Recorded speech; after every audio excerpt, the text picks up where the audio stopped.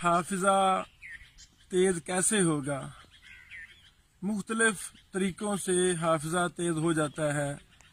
कुंद ज़हन तालिब इल्म ज़हीन फतीन बन जाता है। पहला तरीका अर्रजू इल्लाह, अल्लाह रब्बुल आलमीन से रो रो कर दुआ की जाए कि अल्लाह मेरा ज़हन खोल दे। इंशाअल्लाह अल्लाह ताला ज़हन खोल देता है।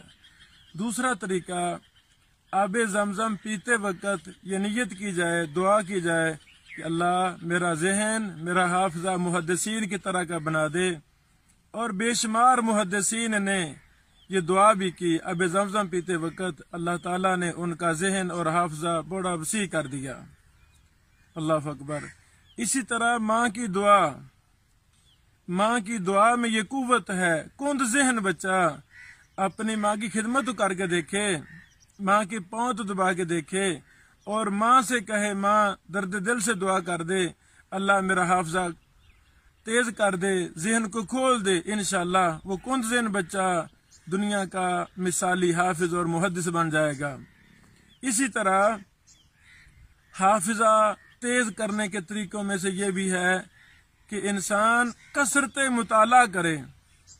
बात समझाती है या नहीं, बस दिन रात वो मुताला कर रहा है। जैसे इमाम बुखारी रहमहुल्लाह ने फरमाया कि कसरत मुताला, कुतुब को देखना, मुसलसल देखना किताबों को, ये भी इंसान के हाफजे को तेज कर देता है। और अस्तगफिरुल्लाह कसरत से पढ़ना, अस्तगफिरुल्लाह अस्तगफिरुल्लाह, ये भी हाफजे को तेज कर देता है। ये चंद वो चीजें हैं जो हमें असलाफ से मिलती हैं, मुहद्दिसीन से मिलती हैं, हमें इनका एहतमाम करना चाहिए।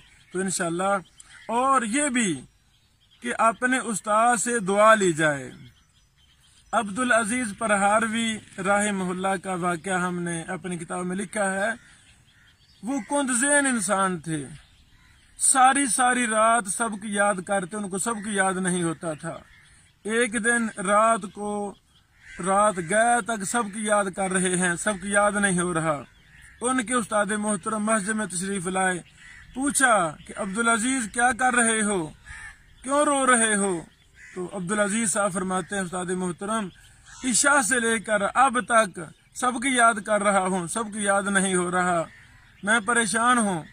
तो उस्ताद मोहतरम ने दुआ की तो अल्लाह ताला ने अब्दुल अजीज परहारवी साहब का ज़हन खोल दिया, हाफिज़ा मजबूत कर दिया और इन्होंने बेशुमार किताबें अरबी वगैरह में लिखी और बड़ा काम किया दीन का।